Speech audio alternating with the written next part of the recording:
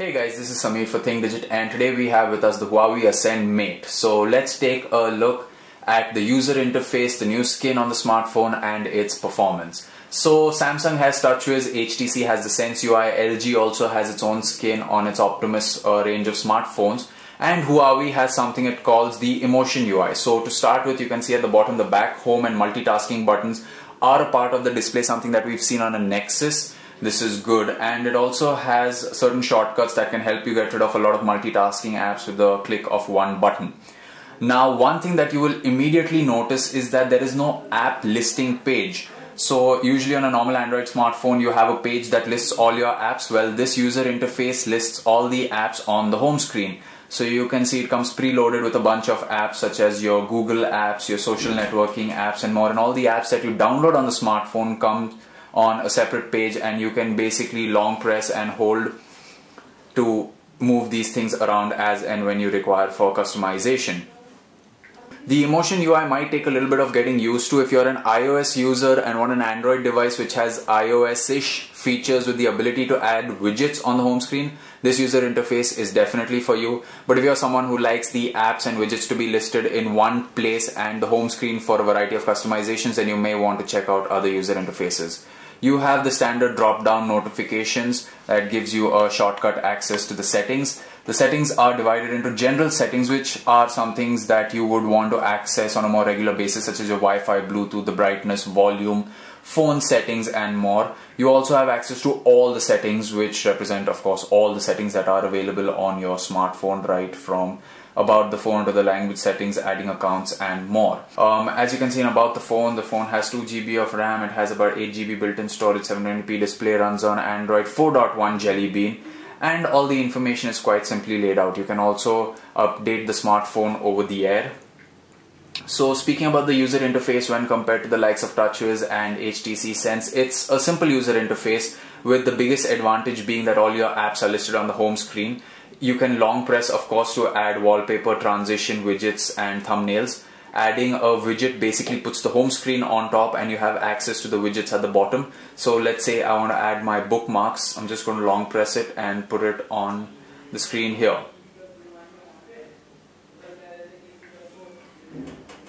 Now, as you can see, the widget is added and it brings me back to the widget customization page. If I want, I can customize the size of the widget depending on my requirement and how much of the screen I want to fill with my bookmarks. This is something that's pretty standard Android, and it's nice to see that it isn't much changed out here. You also have access to customizing the transition, so we can use it like a box flip. This is something that we've seen on the Sense UI and it looks good on this phone as well. So as you have it, apps, widgets all listed together in one place. Now the keyboard on the smartphone too is really comfortable. It's more or less stock Android and it's very comfortable to type on, especially if you're two-handed usage. For single-handed usage it might become a little too much, but if you want to type with two hands, it's a lot of fun to do on the smartphone. So as you can see, the keyboard is stock Android and it's very comfortable to type on this smartphone. So the smartphone comes preloaded with 2 video players. There is one that gives you the ability to pop the video out and put it on the display. So if I want, I can keep watching the video in a smaller window on the display and continue, let's say, messaging my friends, browsing the internet or doing other things. This helps me enjoy the experience of the video as well. The other video player, of course, does not give you this ability. It's a much more simpler player. As you can see, we're just gonna play that for you. The audio output from the speakers is really good. It's nice and loud. It even recognized all the video formats we threw at it natively, including the subtitles.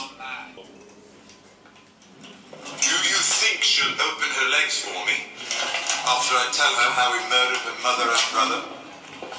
So as you can see that the video playback on the smartphone is really good. It's bright, it's crisp, and the audio is really loud, and it's a lot of fun to watch videos, movies and play games on this smartphone. Let's take a look at some of the gaming performance of the phone. I'm going to march on the Dreadfort. I'm going to find my little brother, and I'm going to bring him home.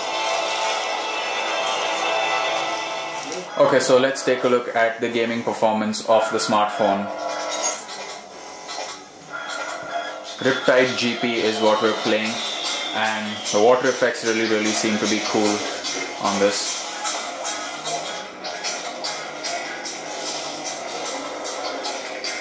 So as you saw, Riptide GP, the game ran really well, smoothly. It's comfortable to control the device even though it is a little big. The water effects, the splashes, the load times, it was pretty smooth.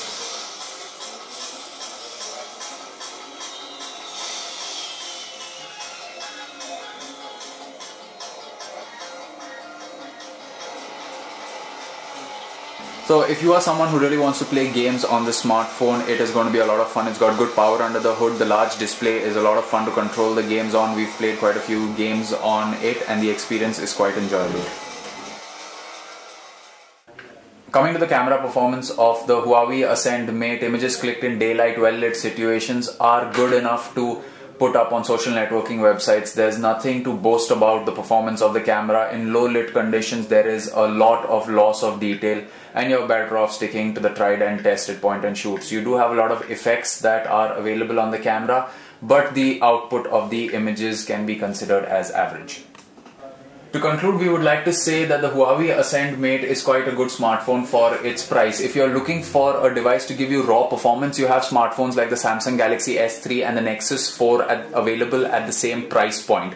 But if a large screen display is important for you and you like to play games and consume a lot of multimedia content, you can pick up this device as its performance is smooth. The new user interface may take a bit of getting used to, but it is quite interesting nonetheless.